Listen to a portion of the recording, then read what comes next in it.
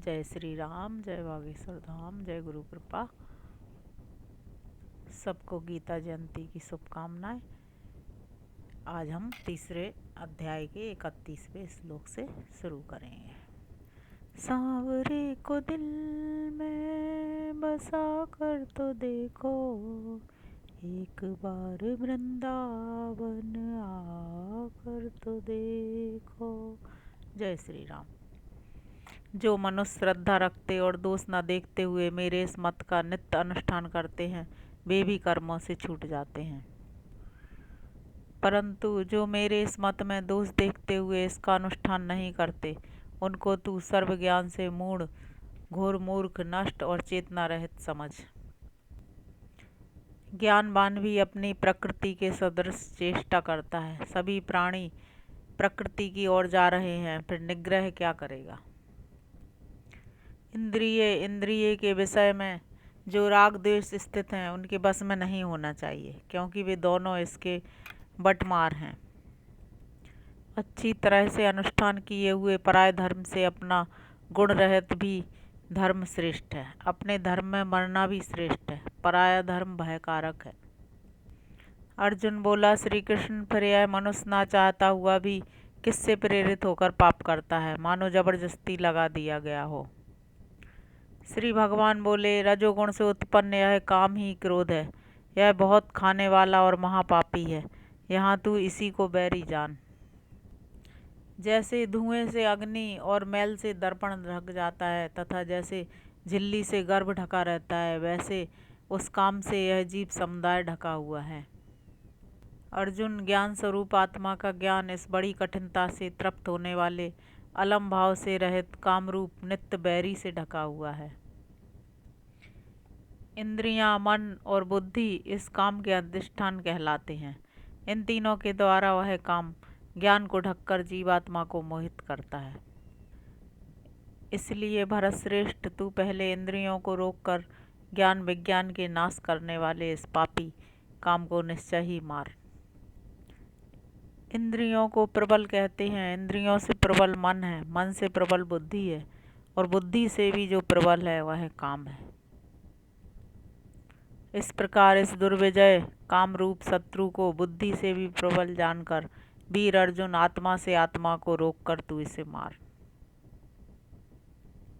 यहाँ पर तीसरा अध्याय समाप्त हुआ। अब चतुर्थ अध्याय में पहला श्लोक है। श्री भगवान बोले, इस अविनाशी योग को मैंने सूर्य से कहा था। सूर्य ने अपने पुत्र मनु से कहा, और मनु ने अपने पुत्र इक्ष्वाकु से कहा। इस प्रकार परंपरा से प्राप्त इस योग को राज ऋषियों ने जाना। परंतु अर्जुन, वह योग बहुत काल से इस लोक में प्रायः नष्ट हो गया। तू मेरा भक्त और सखा है, इसलिए वही यह पुराना योग आज मेरे द्वारा तेरे प्रति कहा गया है, क्योंकि यह अति उत्तम रहस्य है।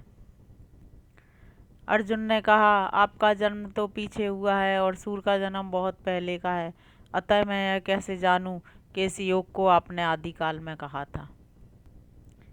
श्री भगवान बोले, अर्जुन, मेरे और तेरे बहुत से जन्म बीत चुके हैं। उन सबको मैं जानता हूँ, परंतु तू नहीं जानता। मैं अजन्मा, अविनाशी स्वरूप और भूत प्राणियों का ईश्वर रहते हुए ही अपने स्वभाव को साथ लेकर अपनी माया से, अपने संकल्प से प्रकट होता हूँ। जब जब धर्म की गिलानी और अधर्म का अभ्युत्थान होता है, तब तब ही भारत में अपने को रच लेता हूँ। साधुओं का परित्राण करने के लिए, दुष्टों का विनाश करने के लिए और वैदिक धर्म की स्थापना करने के लिए मैं युग युग में प्रकट होता हूँ।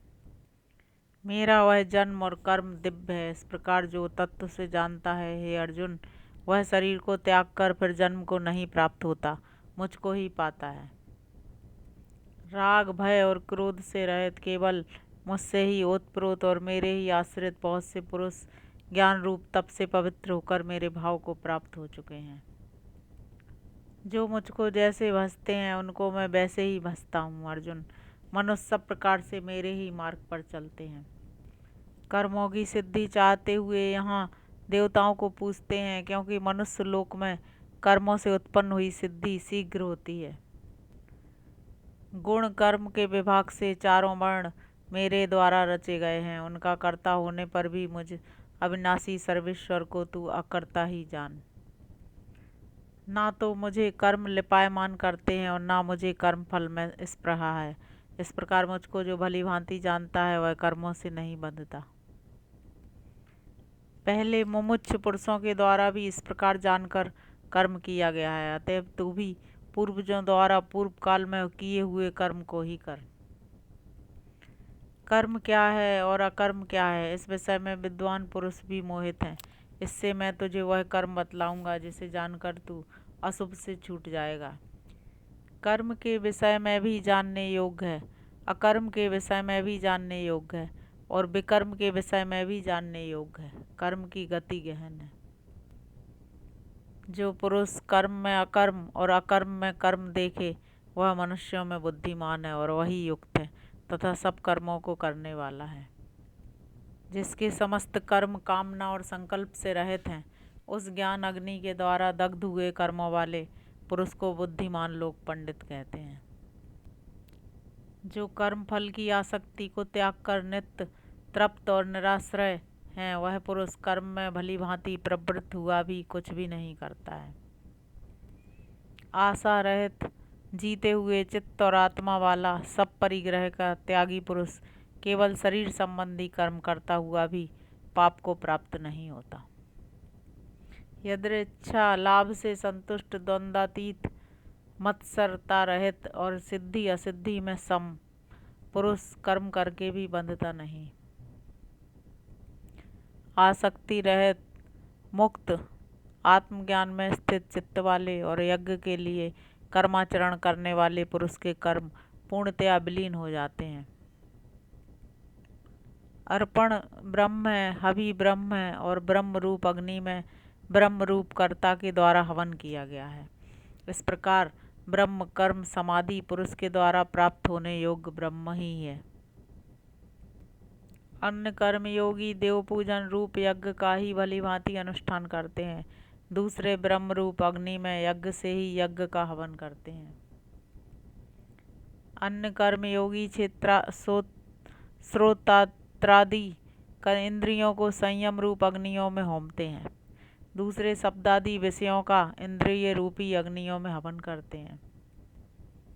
अन्य कर्मयोगी ज्ञान से प्रज्वलित आत्म संयम रूपी योगाग्नि में समस्त इंद्रियों के कर्मों का और प्राणों के कर्मों का हवन करते हैं। दूसरे यज्ञशील और दृढ़ संकल्प वाले कर्मयोगी द्रव्य यज्ञ करने वाले, वैसे ही कई तप यज्ञ करने वाले, कई यज्ञ करने वाले हैं और दूसरे कई स्वाध्याय यज्ञ और ज्ञान यज्ञ अनुष्ठान करने वाले हैं।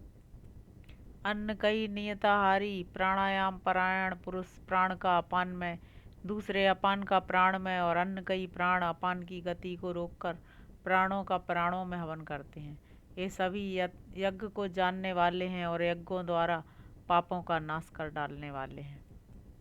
यज्ञ से बचे हुए अमृत को खाने वाले सनातन ब्रह्म को प्राप्त होते हैं। कुरुश्रेष्ठ अर्जुन, यज्ञ रहित पुरुष का यही लोक नहीं है, तब दूसरे की तो बात ही कहाँ। इस तरह बहुत प्रकार के यज्ञ ब्रह्म के मुख में विस्तृत हैं। उन सबको कर्मजन्य जान, ऐसे जानकर तू मुक्त हो जाएगा। परंतप अर्जुन, द्रव्यमय यज्ञ की अपेक्षा ज्ञान यज्ञ श्रेष्ठ है। पार्थ, सब कर्म पूर्णतया ज्ञान में समाप्त होते हैं। उस ज्ञान को तू सीख। वे तत्वदर्शी ज्ञानी दंडवत प्रणाम करने से, प्रश्न करने से और सेवा करने से तुझे उसका उपदेश करेंगे। जिसको जानकर अर्जुन तू फिर इस प्रकार के मोह को प्राप्त नहीं होगा, जिससे समस्त भूत प्राणियों को अपने आत्मा में और फिर मुझ में देखेगा। यदि तू सब पापियों से भी बढ़कर पाप करने वाला है, तो भी इस ज्ञान की नौका के द्वारा समस्त पापों को तर जाएगा। अर्जुन, जैसे प्रज्वलित अग्नि ईंधन को भस्ममय कर देती है, वैसे ही ज्ञान अग्नि सारे कर्मों को भस्ममय कर देती है। निसंदेह इस जगत में ज्ञान के समान पवित्र अन्य कुछ भी नहीं है। योग के द्वारा संसिद्ध होकर पुरुष समय पर उसे स्वयं आत्मा में ही पा लेता है। श्रद्धावान, तत्पर एवं जितेंद्रिय पुरुष ज्ञान को पाता है और ज्ञान को पाकर तुरंत ही परम शांति को प्राप्त हो जाता है। अज्ञानी और अश्रद्धालु संशय आत्मा मनुष्य नष्ट हो जाता है। संशय आत्मा के लिए ना यह लोक है ना सुख है और ना परलोक ही है। जय श्री राम बच्चों। आज हमने पढ़ा 40 श्लोक तक हमने पढ़े तीसरे अध्याय के। आज हमने पढ़ा कि भगवान ने अर्जुन से बोला कि हर कर्म यज्ञ है और द्रव्यमय यज्ञ की अपेक्षा ज्ञान यज्ञ श्रेष्ठ है, और सारे ही कर्म पूर्णतया ज्ञान में समाप्त होते हैं। जब समय आता है तो योग के द्वारा संसिद्ध होकर वह कोई भी पुरुष उसे स्वयं आत्मा में ही पा लेता है समय आने पर ज्ञान को, और जैसे ही उसे ज्ञान प्राप्त होता है वह तुरंत ही परम शांति को प्राप्त हो जाता है। इस प्रकार भगवान ने अर्जुन को एक यात्रा बताई कि मनुष्य की यात्रा कर्म से ही शुरू होती है और ज्ञान पर आकर समाप्त होती है। जय श्री राम, जय बागेश्वर धाम, जय गुरु।